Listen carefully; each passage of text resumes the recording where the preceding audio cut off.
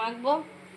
ঠিক আছে নাও, এই যে ছোলার ডালটা এখনও টেস্ট করতে পারলাম না, সব ফোড়ন টোড়ন দিয়ে এই মাত্র বসালাম, ভাবলাম ফুটে গেলে আমি মনে মনে অবশ্য ভাবছিলামই।